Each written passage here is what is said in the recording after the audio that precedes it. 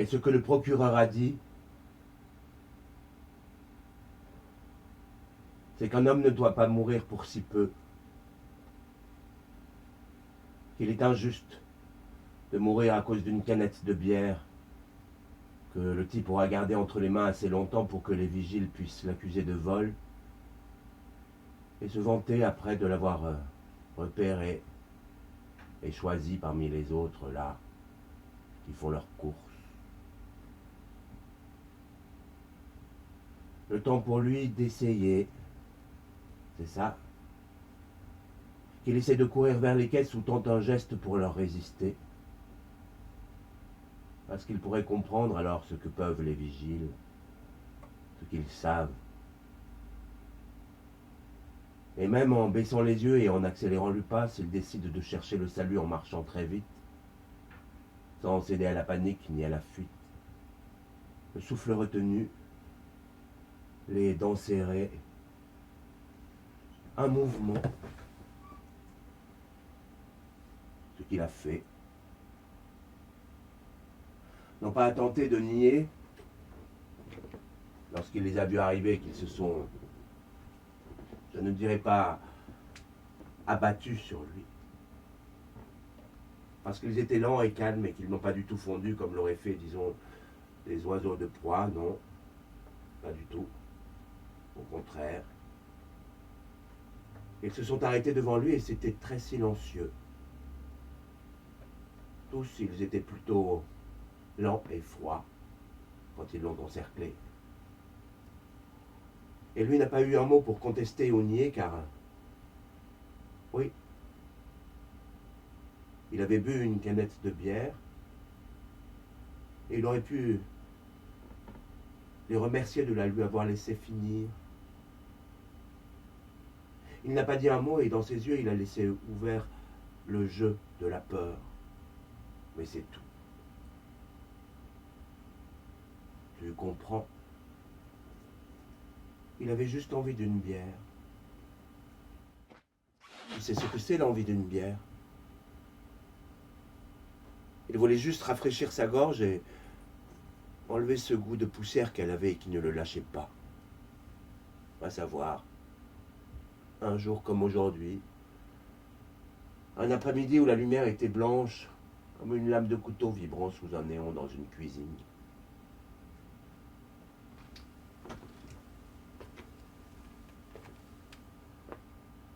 Il s'est souvenu du papier peint avec les cerises rouges et de comment elles éclataient dans la nuit. À cette fenêtre blanche et au néon si blanc et vibrant lui aussi quand il rentrait chez lui à 7 heures du matin, après avoir baisé sur les bords de la Loire, sous le regard de ces vicelards qui demandaient le droit de venir planter leur queue entre elle et lui. Il s'est souvenu de ça et de comment il en a bien profité quand même, avant d'être mort. Oui, c'est vrai. Malgré ce que d'autres te diront, malgré ce que tu penseras aussi et que ta femme te répétera parce qu'elle croit tout savoir, elle. Et les autres aussi croient tout savoir, tout comprendre. Ils diront que ça devait arriver, mais ça ne devait pas arriver. Et lui, avant d'être mort,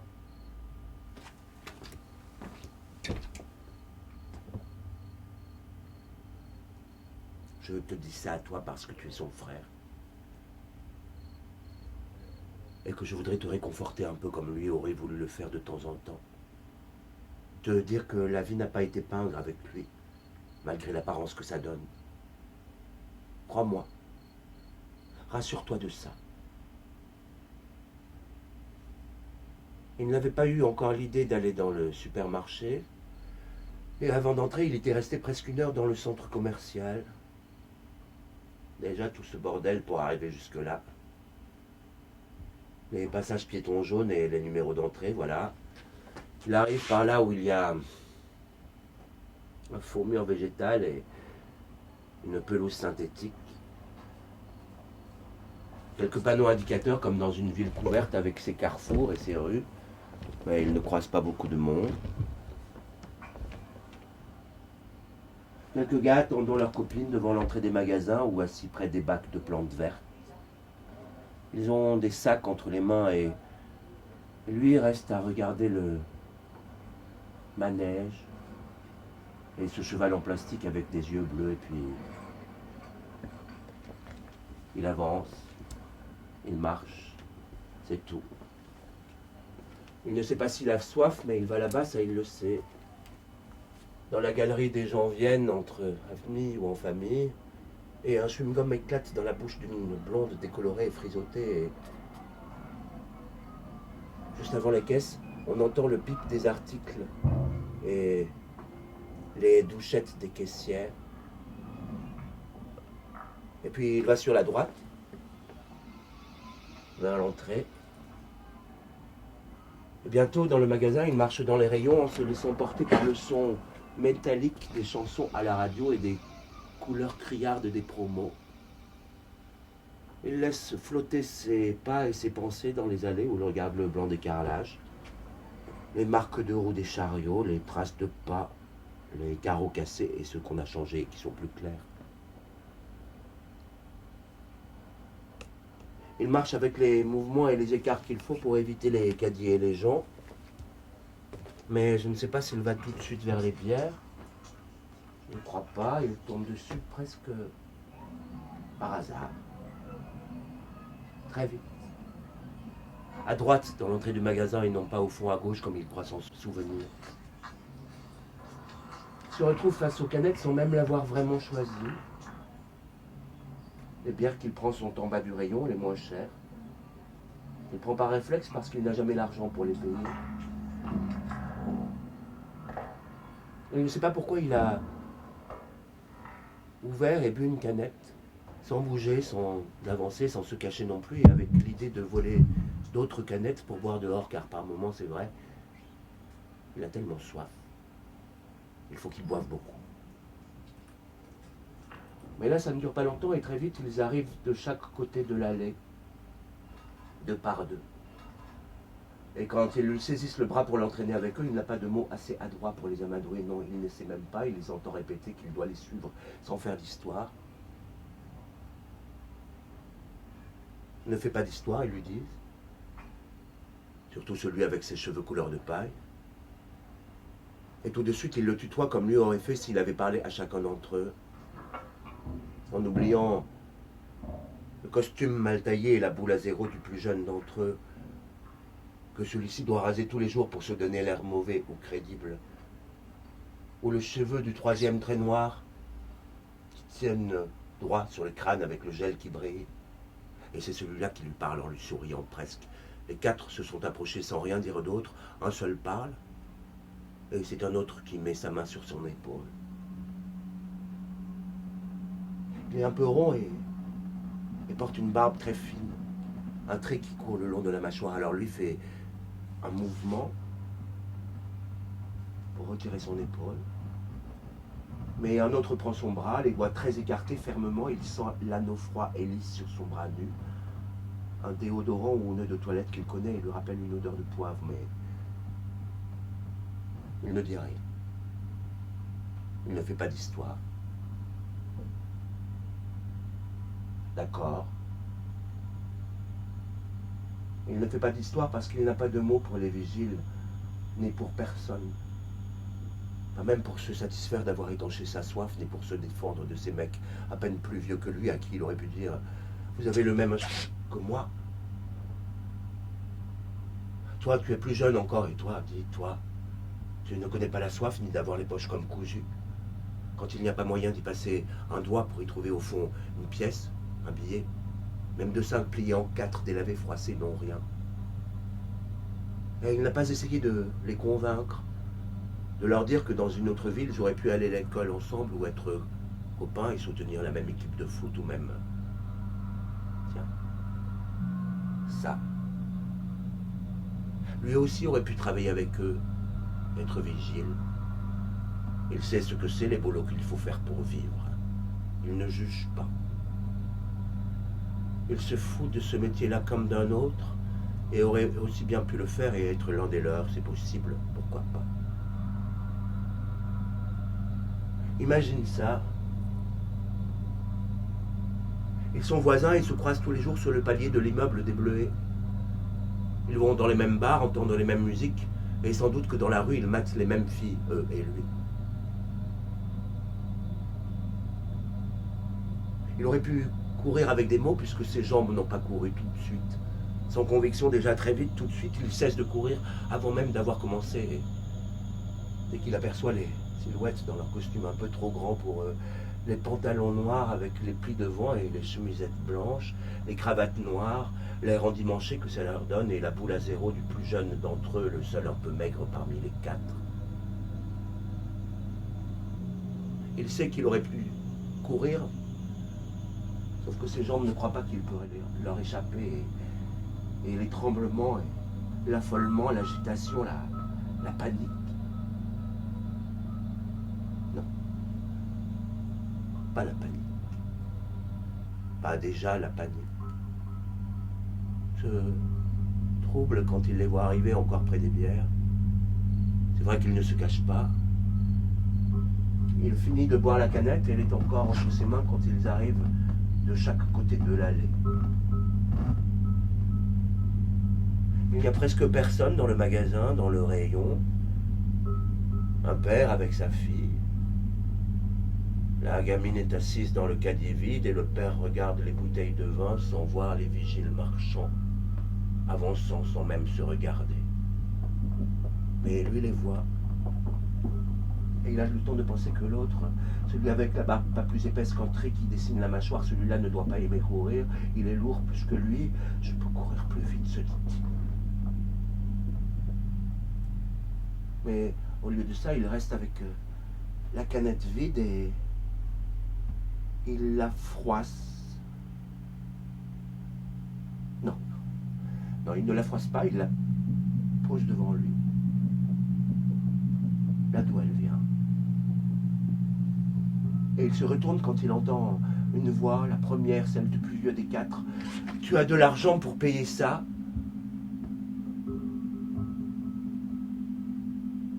Et c'est comme si le silence se refermait sur lui-même.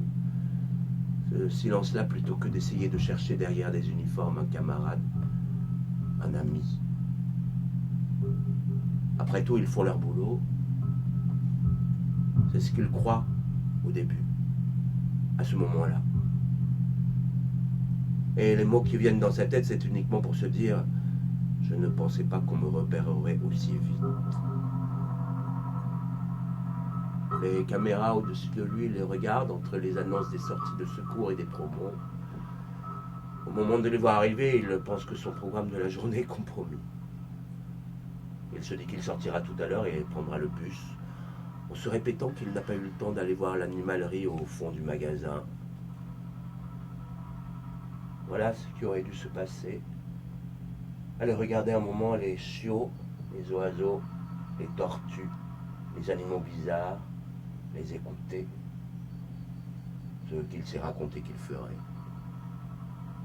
Voilà ce à quoi il a pensé quand il n'avait pas encore en tête la violence des coups à venir, ni le froid de la dalle de ciment, car au début il ne peut pas se douter ni imaginer qu'il ne lui restera bientôt que la nudité et la froidure sur un matelas de fer ou d'inox, et aussi attacher un doigt de pied, une étiquette avec son nom, un numéro. Qu'est-ce qu'on en sait? Il n'en sait rien, lui non plus. Il n'a vu ça que dans les films. Et ses corps aussi, dans les films. Avec les blessures déjà froides que le médecin légiste et la police regarderont d'un œil détaché avant qu'on rabatte sur le visage un tissu blanc, un plastique. Il ne sait pas que bientôt ils parleront de lui en disant « Le cœur a lâché, le foie explosé, les poumons perforés, le nez fracturé, les hématomes larges comme les mains. » Des choses qu'il n'entendra pas. Et que toi tu n'aurais jamais dû ni n'aurais cru entendre. Qu'ils débiteront avec une sorte de calme et de douceur pour t'expliquer, pour que tu comprennes comment les choses sont arrivées, que les mots viennent adoucir ta peine parce qu'ils sont chuchotés plutôt que dits. Alors que pour eux, les vigiles, Il n'y aura que la stupeur et la honte. Tout ça grandissant s'étalant en eux. Je voudrais le croire, ça, que c'était l'effarement pour eux après. Devant ce qu'était son corps. Quand la mort s'est invitée entre eux et lui. Parce qu'à force de s'être recroquevillée en lui, elle a fini par le déserter bien longtemps après que la première claque a cessé de résonner dans le recoin où ils l'ont poussé. Ne fais pas d'histoire. Il l'entraîne et lui, au début, il les suit sans rien dire à travers le magasin. On entend plusieurs fois une annonce à la radio qu'il ne comprend pas et devant eux des jeunes passent en roller avec plusieurs paniers vides dans chaque main. Et l'odeur de poisson, le froid des surgelés et les jambons sous vide. Il a le temps de voir, de tout voir. La déco des stands, la boulangerie qui la jouerait trop façon parisienne et la fromagerie qui veut ressembler à une ferme. Mais il l'entraîne et ne dit rien. Le plus vieux marche à pas lents, le premier, et ils partent dans un talkie-walkie. Ils voient qu'à leur ceinture tous portent une carte, un badge où il est écrit sécurité. Il y a leur photo et le nom qu'il essaie de lire, mais très vite, au bout du rayon, le premier ouvre l'un des battants des grandes portes en plastique transparent avec des numéros dessus en bleu, 9 et 10, issus de secours et... Tu entends? Tu comprends ça, toi? Tu trouves pas ça drôle de lire ici de secours quand les gars soudain derrière lui se mettent à trois pour le pousser? Allez, avance! Avance, et déjà dans l'entrée des rayons, des réserves, on voit des bouteilles de lait filmées directement sur une palette. Le film plastique brille, il ne regarde pas longtemps, il ne s'arrête pas, et très vite il y a les mains dans son dos, ça devient des pichenettes, pas encore des claques. Avance. Et dans sa bouche, il n'y a pas encore de cri pour demander où on l'emmène. Avance. Pourquoi on l'emmène si loin? Pas dans le local de sécurité, mais ailleurs, plus loin, il en est sûr. Il devine quelque chose, c'est trop loin, trop isolé. On avance jusqu'à ce que la radio du magasin devienne un bruit de fond qui disparaît derrière les premiers mots qu'il gueule assez fort, les seuls que sa poitrine peut enfin lâcher. Pourquoi on est ici? Pourquoi si loin? Il ne sait pas qu'on devient la première claque sur le visage, mais il sait que soudain on ne peut plus avancer. Devant, il y a un mur de conserve.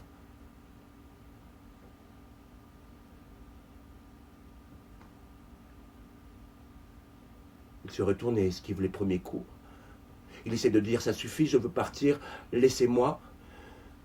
Il voit qu'ils vont lui casser la gueule parce qu'ils voient qu'ils s'amusent, ils font semblant de se mettre en colère et le retiennent des mains, des bras, par les épaules, et une main le gifle qu'il essaie d'éviter. Alors le plus vieux se met en colère en le traitant de pédale et lance son poing, le nez explose et le sang coule jusque sur la lèvre. Un instant, il a peur de s'évanouir, pas un mot ni un geste, ça résonne dans sa tête comme le son d'une sirène qui sifflerait trop près et trop fort. Ça reflue, sa langue lèche le flot de sang, la surprise du sang sur ses doigts, il se répète, ils vont me casser la gueule, et pourquoi ça tombe sur lui, il ne sait pas, il a eu peur de ça depuis toujours, et maintenant que c'est face à lui, il n'a presque plus peur, seulement il ne comprend pas, et ne peut pas imaginer comment les pompiers enlèveront son corps tout à l'heure.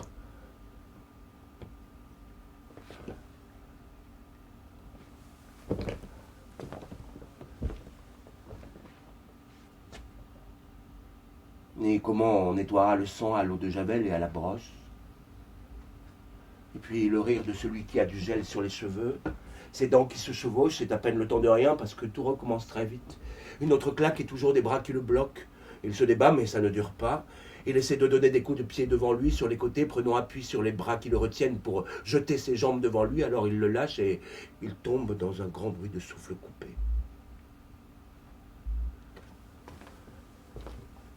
Mais même à ce moment-là, il se dit que tout va s'arrêter bientôt. Voilà.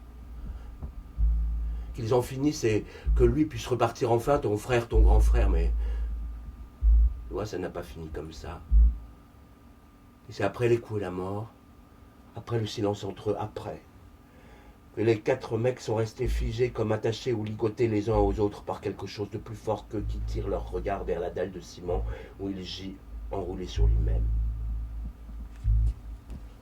Les jambes recroquevillées dans cette putain de position de fœtus qui n'arrive jamais comme ça va. Peut-être qu'ils ont demandé si ça allait.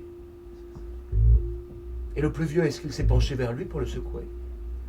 Et sa peau toute blanche, est-ce qu'elle a rougi un peu avant de demander « Ça va ?» Tu vas répondre, dis « Ça va ?» Réponds, et soudain l'image de la mort s'est collée sur la rétine de ses yeux verts et sur les deux autres, ce que la lâcheté a fait reculer d'un pas et laissé plus timide, plus lucide aussi peut-être. Mais pas le quatrième. Lui avance au contraire, et du bout de sa chaussure, il pousse l'épaule de ton frère, comme on le ferait du bout d'un bâton pour vérifier qu'on a bien écrasé la tête du serpent. Peut-être qu'il y en a eu un pour douter et penser qu'ils avaient tort. Le plus jeune, celui qui se rase le crâne bien net pour faire vigile, est-ce que celui-là a pensé qu'ils allaient trop loin et que leur idée de faire peur à un pauvre type pour le voir chialer avait déjà duré trop longtemps? Non? Non. Ils se sont tués en se disant que le type faisait exprès de ne pas répondre. Et celui avec le gel a dit que c'était un fils de pute qui faisait semblant. Peut-être qu'il y en a eu un pour se dire que la direction ne les couvrirait pas si le type porte plainte. On a vu ça déjà.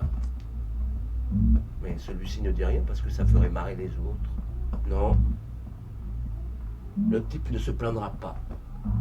Voilà ce qu'ils ont pensé. Et leur pas en a prévenu. Et tous les quatre étaient là pour regarder sa bouche ouverte sur la dalle de béton où le sang grandissait et s'étalait. Et pourtant, avant ça, il a résisté un peu. Il le frappe sans se parler et le bruit que ça fait dans son corps résonne sous les tôles du plafond très haut. L'écho dans les réserves, leur souffle et son souffle, les râles qui se répercutent au loin comme le son d'une sirène qui sifflerait trop près et trop fort, comme des balles de tennis. Parfois, le bruit d'un chariot qui charge des palettes. Et eux, de le voir contre le mur de conserve, apeuré, l'air fou bientôt, ça les excite encore à cause du droit qu'ils se donnent et de la force qu'ils y trouvent. Ils y vont, de leurs coups de pied, des coups de poing qui tombent et retombent encore, de plus en plus vite, de plus en plus fort, les uns après les autres, de plus en plus vite, de plus en plus fort, et le jeune mec avec sa gorge sèche respire comme s'il avait mal. Et ton frère bientôt n'a plus la force de crier et d'essayer de fuir. Il se raccroche à une idée. Ils vont bientôt arrêter. Tant qu'il peut penser, il se dit, ils vont bientôt arrêter ça. Il a peur pour ses avant-bras parce que c'est avec eux qu'il veut protéger son visage. Mais les coups tombent et bientôt les bras tombent aussi. Il n'a plus de force. Il ne peut plus les relever, ni les bras, ni les mains, ni les jambes. Et la poitrine ne sait plus où trouver la ressource pour se soulever, prendre l'air. Il lui faudrait de la force, il n'en a presque plus, à peine pour percevoir cette odeur poivrée du déodorant. Il ne sait pas dire ce qu'il voit dans leur regard, ce sérieux, cette application, comme si leur vie en dépendait. Celui avec les dents qui se chevauchent a l'air heureux et donne les coups sans retenue, à cœur joie, tu vois. Dis-moi si tu sais, si tu comprends, toi. Parce qu'il n'y a même pas de colère en eux pour les motiver, mais des encouragements pour s'échauffer alors que c'est fini. La fin, déjà. Si vite, si mal.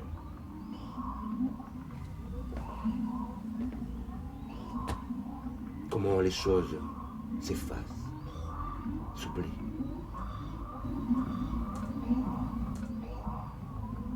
Et ils s'inventent des histoires pour se faire croire que ton frère... Oui. Ce frère avec qui tu te chamaillais pour savoir qui de vous deux réussirait le premier à atterrir dans le lit d'une fille. Se faire croire qu'il est, au moment où il le frappe, tout ce qui leur a fait du mal dans la vie. C'est comme ça qu'ils font pour continuer à s'échauffer, en s'inventant des histoires, en besoin de... Je ne sais pas de quelle humiliation ils veulent se venger. Ça aussi, je me le demande. Quand ils restent éberlués devant leur propre violence, c'est si lourd sur leurs bras et dans leurs jambes, avec cette bouillie d'idées dans leur tête devant la stupeur d'un cadavre et l'étonnement comme un réveil en pleine nuit. Un cauchemar. Non, pas encore. Ce sera après. Quand d'autres arriveront et les trouveront hagards. Celui avec ses cheveux couleur de paille voulant fuir et retenant son envie de pleurer, et le jeune avec l'autre, là, celui à la barbe, s'agitant comme des fous. rêvant de frapper encore. Il est à eux, ce putain de mort. Ils veulent le frapper jusqu'à ce qu'il crie et se réveille et dise « ça suffit ». Mais ça, il ne le dira pas.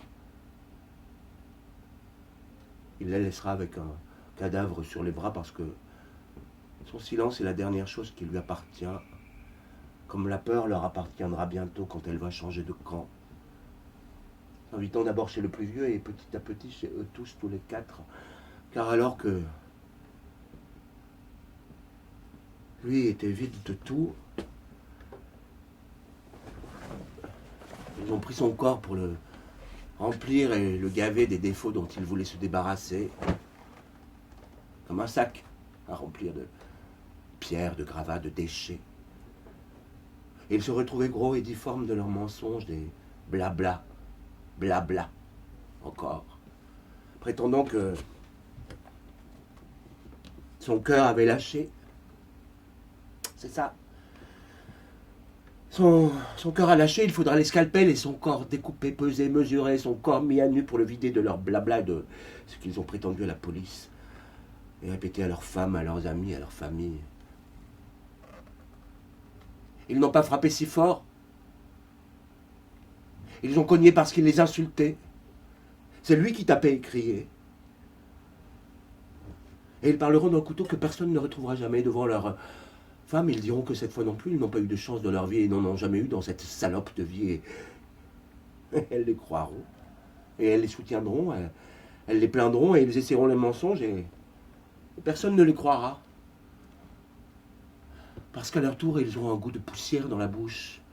Ils auront soif à leur tour et auront peur la nuit. Ils se demanderont pourquoi leur estomac est douloureux, pourquoi ils ne sentent plus de force dans leurs bras, pourquoi ils ont l'impression que leurs jambes se dérobent sous eux.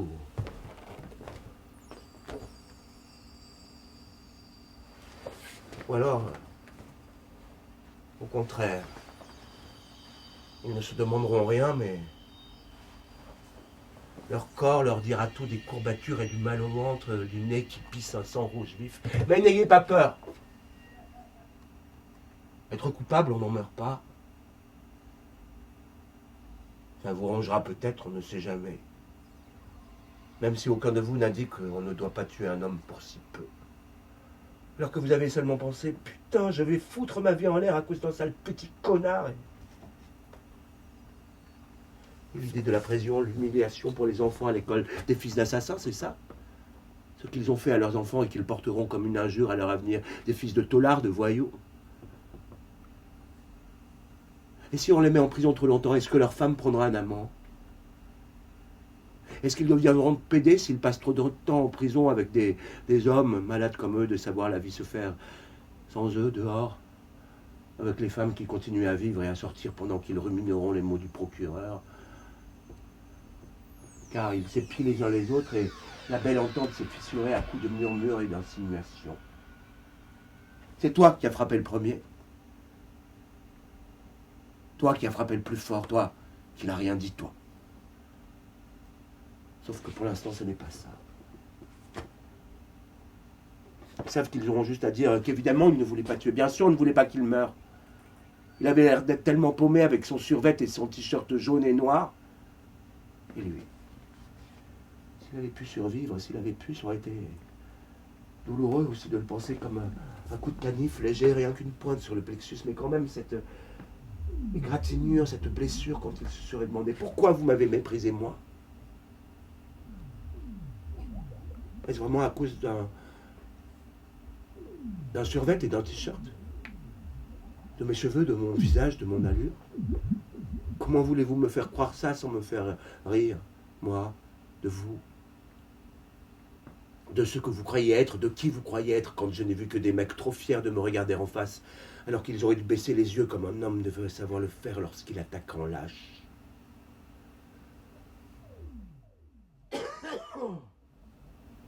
Et alors pour eux, l'avenir s'est arrêté avec l'apparition d'un t-shirt jaune et noir qu'ils portaient sur les épaules et qu'eux ont trouvé si grotesque. Leur avenir a glissé et disparu avec lui. Et tant pis s'ils n'ont rien entendu quand le procureur a dit qu'on ne tue pas un homme pour ça.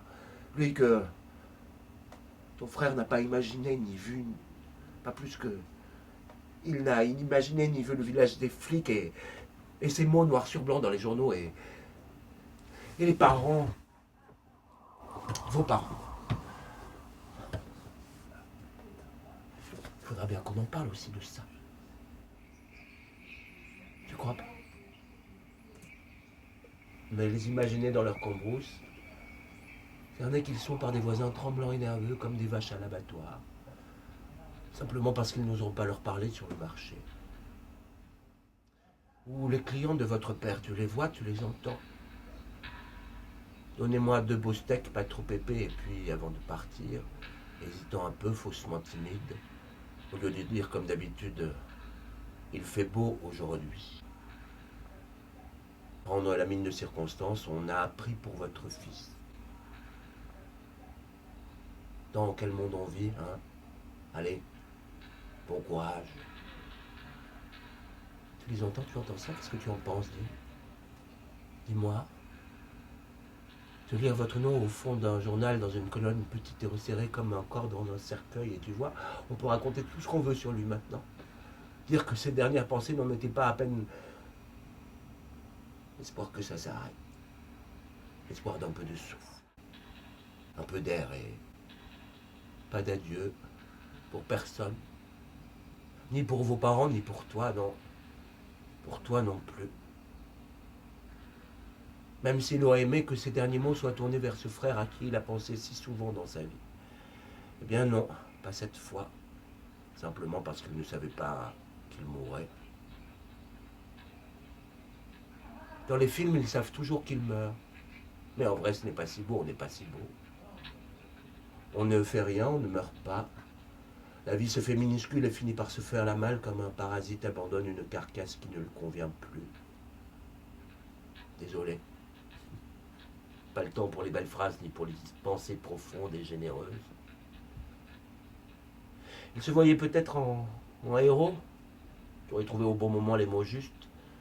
Des vérités en 2 mots pour les filles avec lesquelles il a couché et celles avec lesquelles il serait bien resté un peu, quelques heures ou quelques années. Et ses vieux amis avec lesquels il a bu et dansé des nuits entières, à refaire le monde, ou à le défaire comme ça, à petits coups de verre de rhum et de poire, sur le comptoir des bars de jazz, toujours ouverts dans les quartiers déserts. Eh bien non, pas cette fois. Désolé, pas de belles phrases, je regrette. Et pour lui maintenant, il y a le sommeil pour oublier. Et je sais qu'il aurait aimé te donner des conseils que tu aurais gardés pour toi pendant des années, secrètement, pour te consoler de sa mort et de son absence, comme une connaissance très calme et paisible de la vie, pour te dire, je suis là quand même.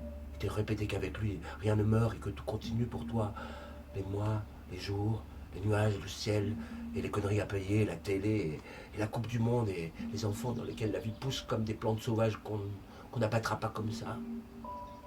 Des conseils de vieux sages auxquels tu aurais pensé de temps en temps les jours de pluie ou de déprime. En te souvenant que tu avais un frère et que ce frère, s'il y a quelque chose après la mort, je ne dis pas des choses comme l'au-delà, mais quoi? Je n'en sais rien. Juste pour te dire qu'il veillerait sur toi de là-haut, ou même d'en bas, si vous avez un haut et un bas. Mais n'y compte pas trop.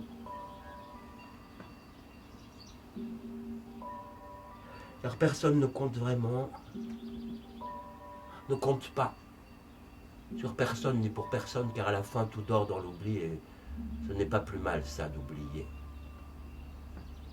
Quand je sais qu'il aura eu pour dernier instant un monde bien triste à contempler, c'est les larmes et ses gestes à la fin quand les cris ne pouvaient plus rien et les sanglots à la fin, la résignation.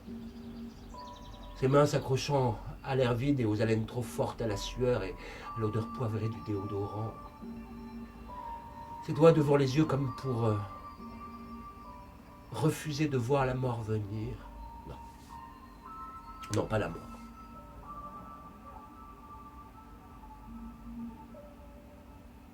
Juste pour protéger ses yeux des coups de pied et des injures, Car à la fin, le seul monde possible, c'était l'écho du fracas dans son corps et pas les mots que le procureur et la police ont dit et répétés et qu'on a entendus dans les rues et les journaux, jetés sur la voie publique comme pour y faire pousser des fleurs, comme si toute la vérité du monde tenait là-dedans. Et alors ces mots, quand portés par les gens, les voisins, les journalistes, ceux qui votent, qui parlent, sont là même qui ont ignoré ou méprisé à petit feu tous les jours, sans le savoir, mais aussi définitivement que les autres, mais qui ont dit « les vigiles ne doivent pas ». On ne tue pas un homme pour une chose comme celle-là, c'est impensable. Et alors s'il le voyait, qu'est-ce que tu crois qu'il penserait?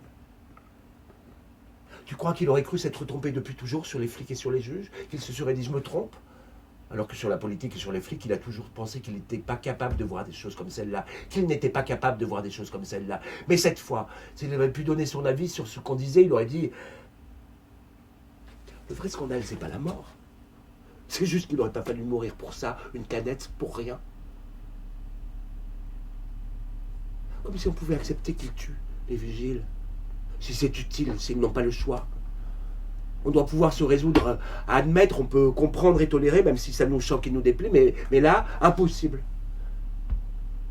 Quelque chose se dresse devant nos yeux qu'on ne peut pas supporter. Ce meurtre, un meurtre, ils se sont fait plaisir. Le fond de l'affaire, c'est que c'est de leur jouissance à eux qu'ils étaient coupables, et pas de l'injustice de sa mort. Ça, que ni le procureur, ni le journaliste, ni personne n'admettra jamais, que ces types-là se soient payés sur sa tête. Ils ont tout fait pour essayer de la comprendre, cette mort. Tout fait pour lui donner un sens et la trouver un peu normale. Ils en ont écrit des papiers sur lui. Ils en ont balancé pour savoir s'il était SDF ou quoi, s'il avait des antécédents et combien de vols à la tire. Ils en ont trouvé des trucs à dire. Est-ce qu'il a fait de la tôle? Des gardes à vue? Combien il a fait de gardes à vue, ton frère? Est-ce qu'il était violent et alcoolique? Tu dois le savoir, toi, qu'est-ce que tu peux en dire? Il vivait en foyer, c'est ça? Quel foyer? Avec qui? D'allocation? De petits boulots? De quoi? Et aussi, il faut dire combien ton frère n'aura été que l'ombre d'un homme et qu'on ne l'aura pas vu. L'homme qu'ils ont tué, celui sur lequel ils ont frappé, on n'a pas regardé si peu. Il faut dire que ce n'est pas beau à voir. Un corps qui attend sa mort. Ce qu'ils ont fait de lui et non. Mais non. Je ne noircis pas le tableau. Je te jure, je ne noircis rien du tout. Tout ça est vrai, comme je te le dis. Et tu restes là comme un con sans savoir combien vaut une vie, tu le sais? Non, tu ne sais pas. Eh bien, dis-toi que lui a eu le temps de comprendre le prix de la sienne et qu'il pourrait le dire sans risquer de se tromper, parce que pour lui, il y a ça aussi, que le temps des pleurs, c'est fini. Ils en ont débarrassé, alors d'où il est, il pourrait dire... Je vaux. Je valais. Une vie doit valoir un peu plus qu'une bière. Un pack de 6, de 12, de 24 bières, non, tu crois, c'est trop? Et est-ce qu'en amassant de quoi remplir un caddie, le procureur aurait trouvé que c'était le juste prix et que cette fois, il pouvait y aller, lui donner une bonne correction et le faire payer plein pot alors que c'est lui qui leur a laissé sa vie, là où d'autres auraient eu le droit d'être craints et respectés. Tu vois, on se dit que des bagarreurs auraient été respectés plus que lui. Un de ceux-là qui d'habitude traîne en bande, il aurait été respecté et craint. Et peut-être qu'il aurait sorti un couteau pour tracer en l'air comme une barrière pour se protéger. Il n'aurait pas subi comme lui quand les coups ont plu, qu'il n'a pas eu un geste à part ce réflexe vieux comme la mort de vouloir s'en protéger. Les mains devant le visage comme pour essayer de refuser de voir et de comprendre ce qui allait arriver plus que pour parer les chocs. Et ce que je me dis, c'est que ton frère, quand un mot surgira pour s'évanouir aussi vite que cette fulgurance au moment de saisir qu'il était mort, et ton frère, il sera pour toi comme une lacération dans ta vie. Et tu voudras comprendre. Des années entières à te torturer l'esprit pour vouloir revivre chacune des minutes et des secondes entre les palettes et les chariots élévateurs pour comprendre, parce que n'est-ce pas, tu diras, je veux comprendre. Je veux savoir pourquoi les tours de conserve hautes comme des montagnes de bouffe et de fer. Je veux comprendre les marques de sang sur les mains. Comprendre les lèvres bleues et dans la bouche les deux dents cassées, les yeux fermés sous la chair gonflée, les paupières cerclées d'un noir de cendre et le nez éclaté. Tu veux comprendre pourquoi ses joues comme tu les as vues, son visage comme tu l'as vu, avec ce qu'ils ont fait de votre ressemblance. Vous étiez nés pourtant bien. Et maintenant c'est fini.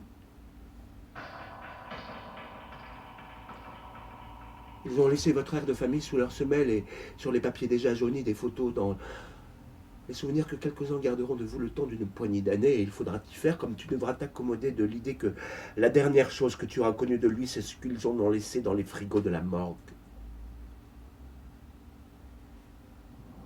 Ce corps, comme jamais auparavant, tu n'aurais cru le voir et l'approcher. Son visage lissé bleu sous cette lumière pâle comme le reflet d'un tube de néon sur une lame de couteau. Ce néon et cette cuisine qu'il voyait chez lui en rentrant à 7h du matin, il te l'a déjà raconté cette histoire. Quand il vivait encore là-bas, avant Paris et la banlieue, la fille et la Loire, les mecs seuls des bords de Loire et les cailloux qui roulaient et rentraient dans la peau ou cassaient les genoux pendant que des mecs s'arrêtaient et les regardaient baisant en été.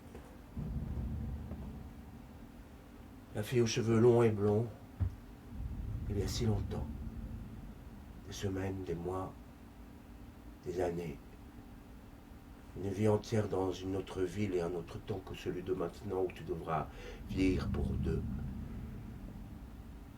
Il le faut. Tu devras faire attention à toi comme lui n'a pas su le faire. Car il faut bien que l'un de vous deux réussisse à devenir vieux pour voir la tête que vous aurez eue l'un et l'autre, à peu près. Alors, reste vivant pour toi et les tiens et fais-le aussi pour lui. Même si vous vous parliez si peu. Même s'il y avait cette gêne et ce vide étrange quand il vous arrivait de vous rencontrer. L'étonnement et la joie de vous retrouver alors que vous étiez incapable de rien partager d'autre que ce tremblement d'être ensemble. Et le silence épais comme votre amour de frère, si opaque que vous restiez muets l'un en face de l'autre, si creux dans ce que vous pouviez vous raconter du temps où il n'était pas encore tout à fait mort, pas comme maintenant, dans un frigo.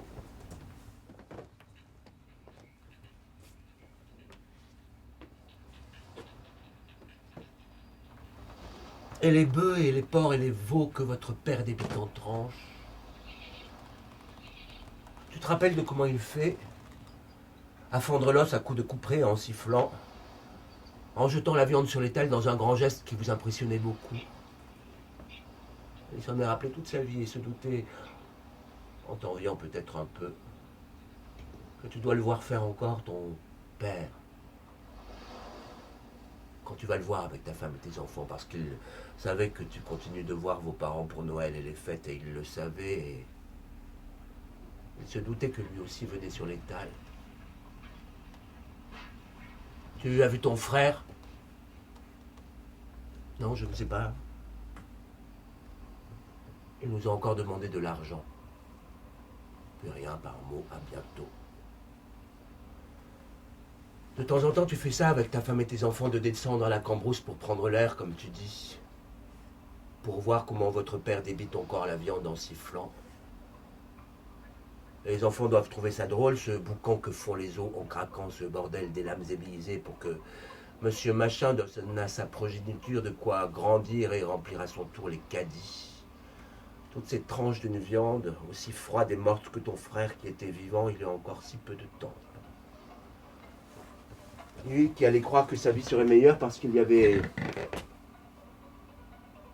quelqu'un qu'il voulait revoir.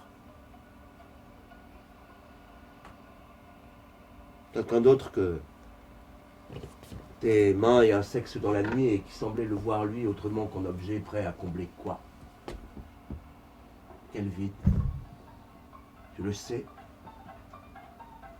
Le manque d'amour. L'envie d'amour ou cette envie forte comme le besoin de boire et de fermer les yeux quand vraiment ça suffit. De continuer les poches vides et cousues comme il disait. Ça au moins les vigiles l'ont débarrassé de la peur du lendemain et de celle de manquer. Et il ne connaîtra plus ni la soif ni le besoin de chercher dans la nuit des filles qui traînent dans les bars où des gars viennent caresser la solitude des femmes pour tromper la leur. Solitude ou femme, ou si ce n'est pas elle, les pédés dans les backrooms pour que quelque chose n'arrive des corps. Et dire que les vigiles l'ont aussi débarrassé de ça, ce moment où quelqu'un voulait le revoir.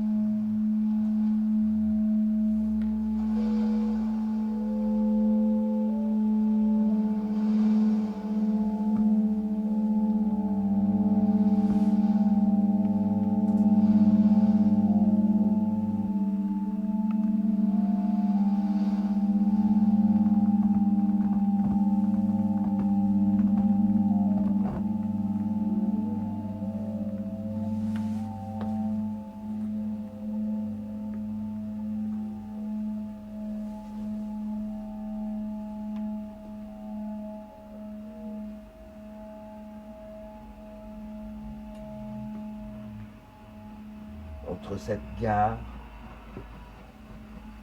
et la rue de Lyon,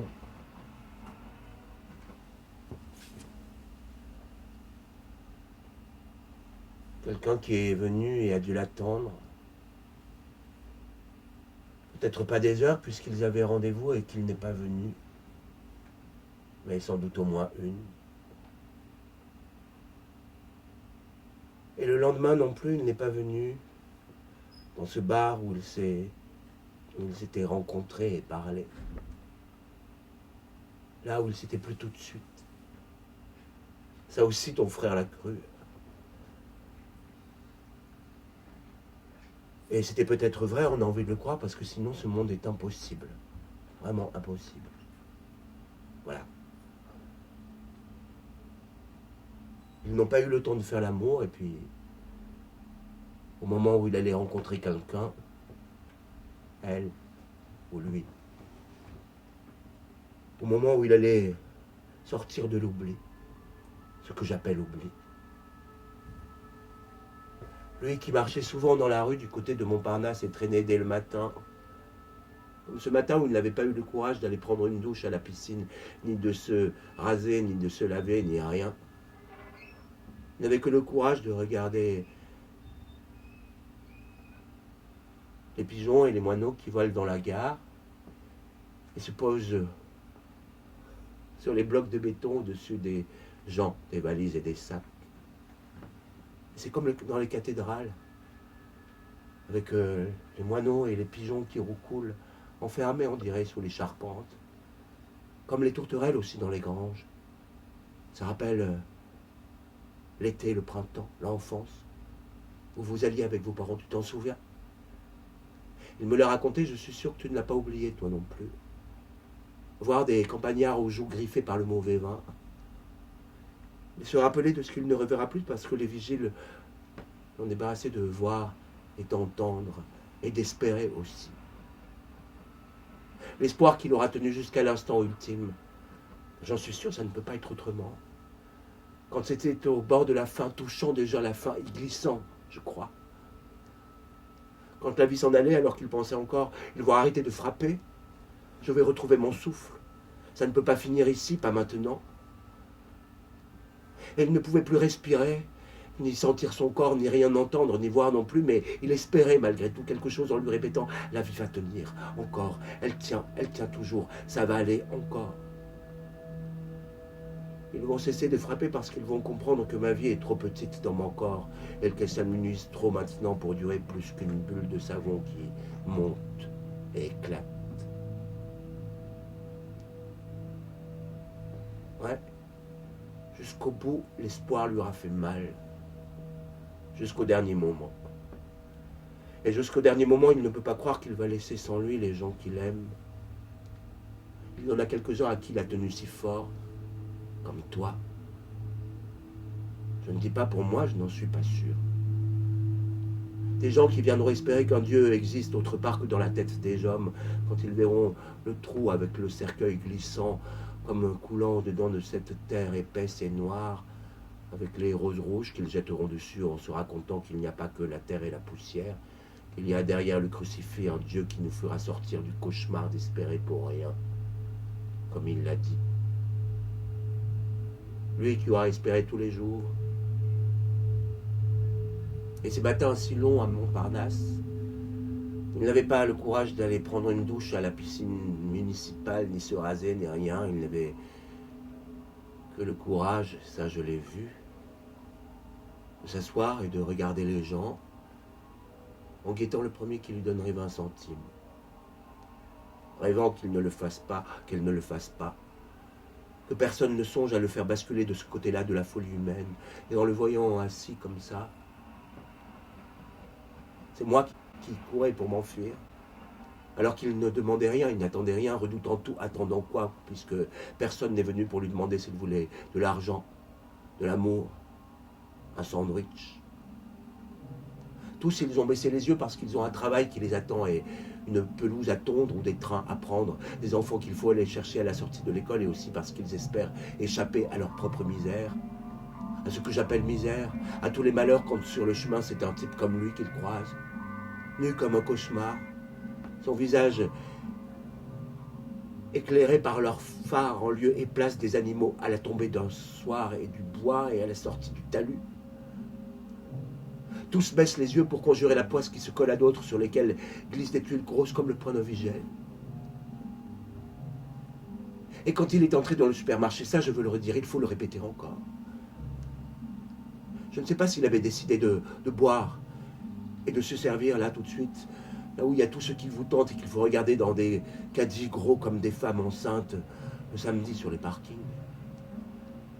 Et il est entré dans le supermarché sans l'intention de rien, sinon marcher entre les rayons et laisser errer ses yeux comme il faisait parfois, à Montparnasse ou ailleurs, sur les tombes des gens célèbres et où les marbres sont avec leur nom doré comme des labels de qualité. Et dans les rayons, il a aimé toucher le plastique, les emballages, la cellophane, les papiers. Mais il ne prenait jamais rien. Et il a dû avoir si soif soudain, voilà.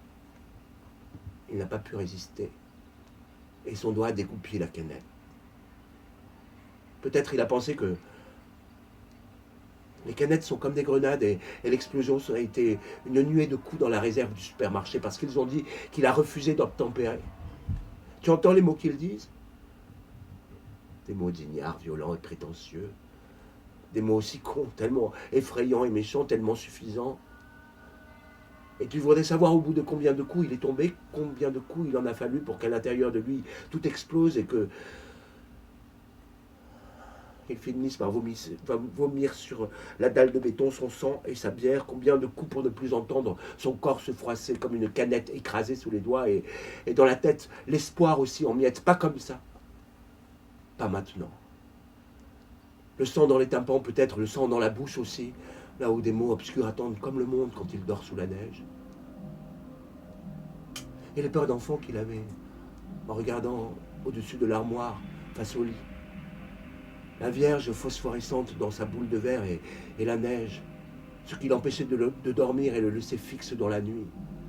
Car il voulait dormir, il veut dormir, il va dormir encore et ce sera comme quand les mains sur les corps disparaissent et laissent place au silence, qui n'est pas le silence que tu as entendu toi à la morgue.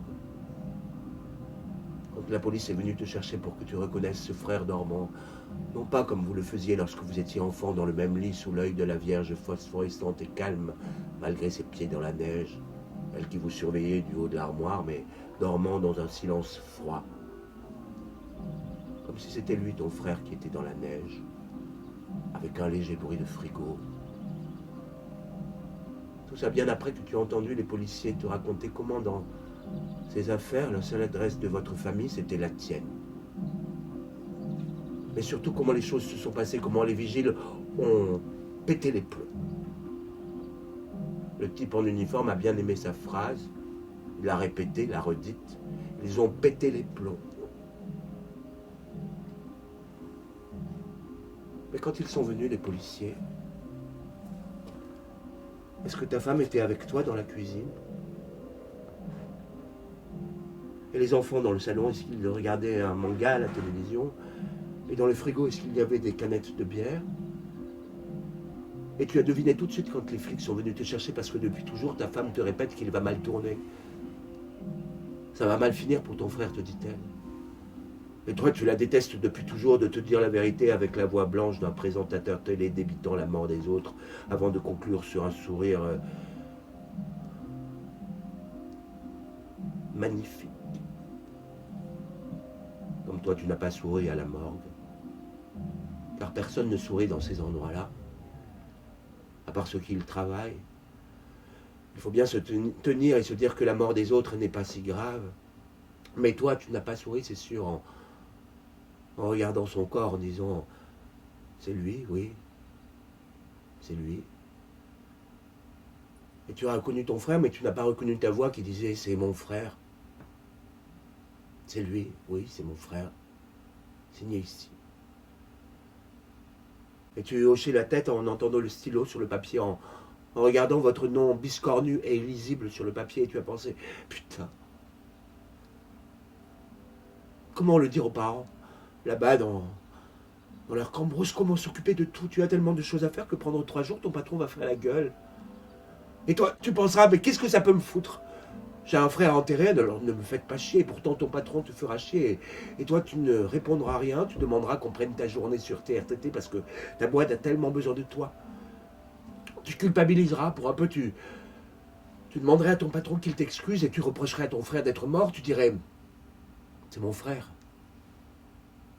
Il a encore fait une connerie. Il a volé une canette de bière, il est mort. Il n'a jamais su faire. Et tes collègues te plaindront au moins le temps d'un après-midi et même ton patron te dira que c'est une honte de mourir pour si peu.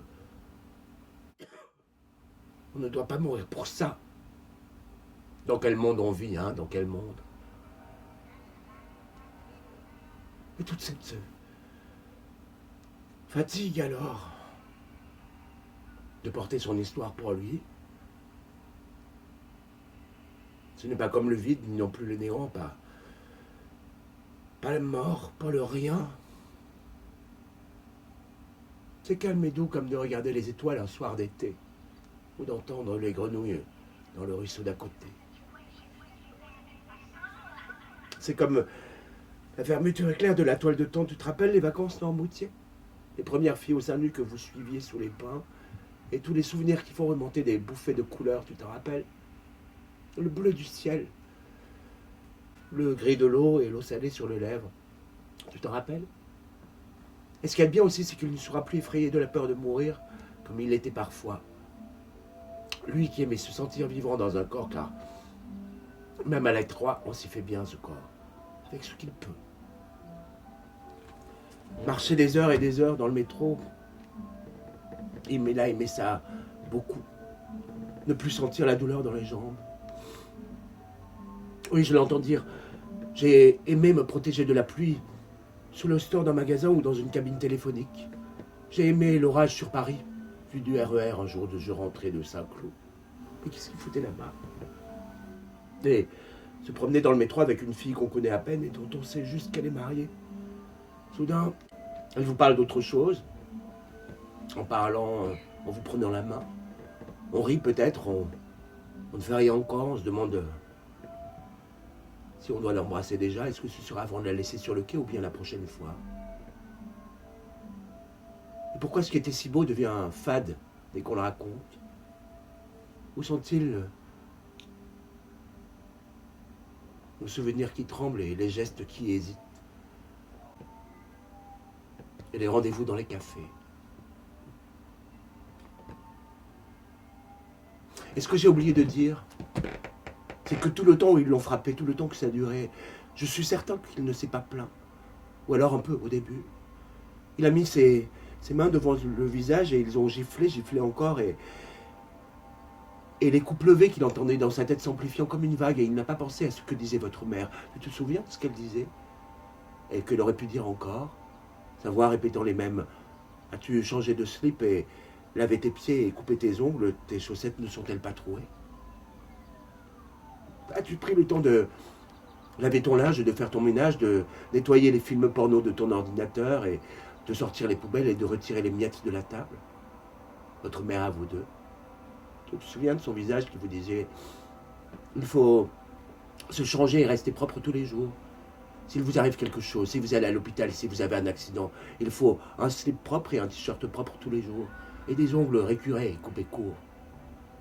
Voilà ce qu'elle aurait dit, votre mère, lorsque vous étiez enfant. Et pas comme maintenant, où elle va rester bouche bée quand tu vas lui annoncer. Ouais. C'est encore à toi de porter ton frère. Toi qui es le plus jeune des deux. C'est encore à toi d'assurer pour ce vieux frère qui n'a su que se rouler avec des filles et des gars ivres morts et nus dans les backrooms et sur les cailloux des bords de Loire. Et tu n'y peux rien. Et je sais qu'il aurait aimé te dire tout ce que tu ne sauras jamais de lui et aussi que vous partiez une fois tous les deux simplement pour que il te raconte tout ce que tu ne sauras jamais de lui. Mais ne t'en fais pas. Il te dirait ma mort n'est pas l'événement le plus triste de ma vie. Ce qui est triste dans ma vie, c'est ce monde avec des vigiles et des gens qui s'ignorent dans des vies mortes, comme cette malheur, cette mort tout le temps. Que ça s'arrête enfin, je t'assure. Ce n'est pas triste comme de perdre le goût du vin et de la bière, le goût d'embrasser, d'inventer des destins à des gens dans le métro et des tas de choses que je ne ferai jamais, que je n'aurais jamais faites de toute façon, mais que j'aimais tellement savoir présente, là, à côté, au cas où. Si l'idée folle m'était venue déménager, d'aller à la montagne, des trucs comme voyager et visiter des pays d'Asie, ce que d'autres lui ont dit sur la Chine et sur l'Inde, ce que d'autres lui ont dit sur des pays d'Afrique, mais aussi des pays pas si lointains. Mais il s'en foutait de ça. C'était de savoir qu'il pourrait, si la vie tenait encore en lui, qu'il aurait pu. Que le monde n'est pas fermé et qu'on peut l'ouvrir un peu de temps à autre pour le regarder de plus loin. Alors il te dirait,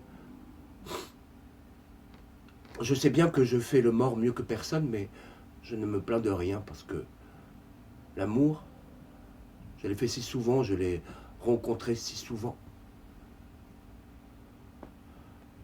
Des visages et des prénoms, des voix et des mains, des parfums, des odeurs et des sexes, alors je ne me plains de rien, sauf d'avoir glissé trop vite, si vite, dans la mort, de ne pas avoir su résister un peu. Mais, je te l'ai dit, toujours cette connerie d'espoir qui me fait croire que ça va s'arranger, ça va aller. Qu'est-ce que tu en penses? Tu ne crois pas que si les gens voulaient, ça vaudrait le coup d'attendre le plus longtemps possible de ce côté-là de la vie? Mais ça, c'est encore une façon d'espérer un truc, comme au dernier moment, quand il y avait cette voix qui continuait à répéter « Pas maintenant, pas comme ça », jusqu'à ce qu'elle se taise elle aussi et s'efface dans un silence, un sifflement, 3 fois rien, un chuchotement. Sa voix à lui qui continuera dans ta tête à répéter, à murmurer toujours « Pas maintenant, pas comme ça, pas maintenant, pas maintenant ».